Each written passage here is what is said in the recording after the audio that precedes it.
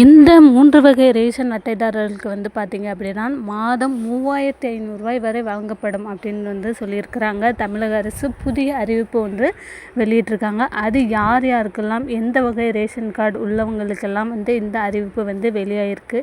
இதற்கு நீங்கள் அப்ளை பண்ணணும் அப்படின்னா அதற்கு நீங்கள் என்னென்னலாம் பண்ணணும் அப்படின்றது தான் இந்த வீடியோவில் நான் உங்களுக்கு சொல்ல போகிறேன்.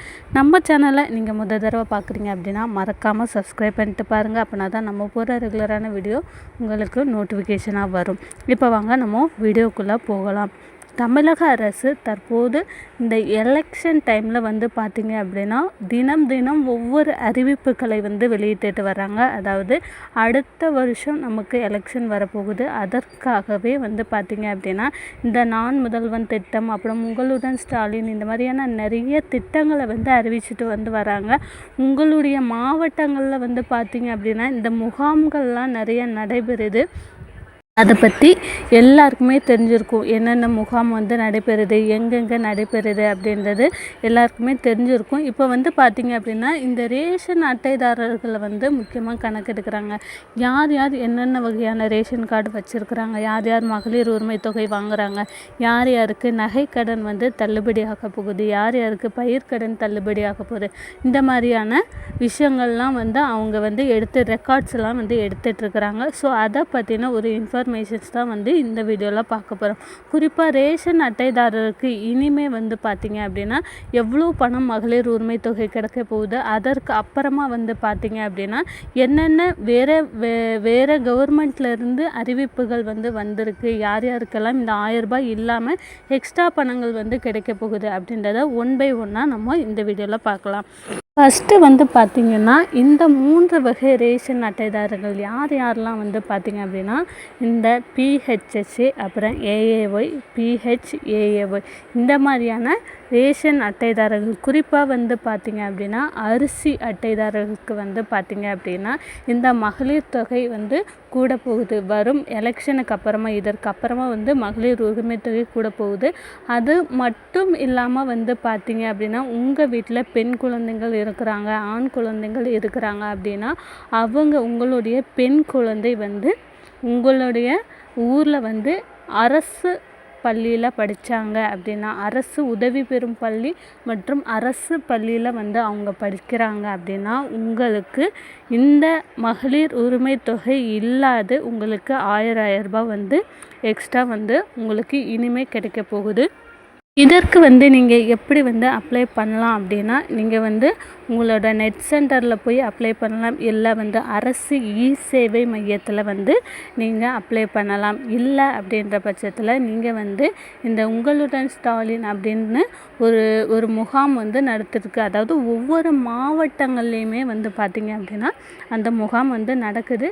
ஸோ எல்லா ஊர்லேயுமே யாருக்குமே தெரியறதில்லை. ஸோ உங்களோட பஞ்சாயத்தில் போய் நீங்கள் கேட்கலாம். இல்லை உங்கள் அருகாமையில் உள்ள யார்கிட்டயானா கேட்டு இந்த முகாம் எங்கே நடக்குது அப்படின்னு கேட்டு அந்த முகாமில் போயிட்டு நீங்கள் அப்ளை பண்ணீங்க அப்படின்னா உங்களுக்கு உங்கள் வீட்டில் பெண் குழந்தையோ ஆண் குழந்தையோ அரசு பள்ளியில் படிக்கிறாங்க அப்படின்னா உங்களுக்கு 1000 ரூபாய் எக்ஸ்ட்ரா கிடைக்கும்.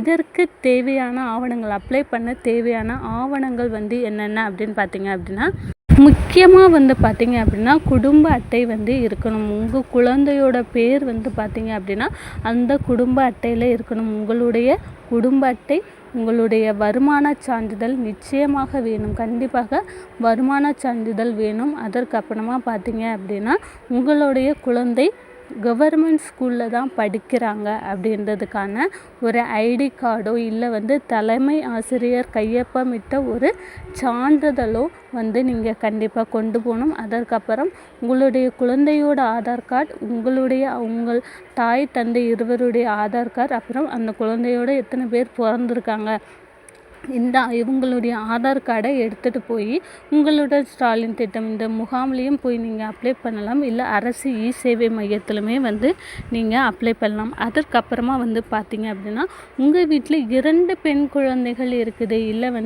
ஒரு பெண் குழந்தை ஒரு ஆண் குழந்தை 2 பேருமே பார்த்திங்க அப்படின்னா கவர்மெண்ட் ஸ்கூலில் தான் படிக்கிறாங்க அப்படின்னா 2 பேருக்குமே 1000 ரூபாய் தனித்தனியாக கொடுக்க போகிறாங்க. அதாவது இது எல்லாமே பார்த்திங்க அப்படின்னா உங்களுடைய அந்த தாயாரோ அந்த தாயோட பேங்க் அக்கௌண்ட்டில் தான் வந்து இந்த 1000 ரூபாய் வந்து விழும்.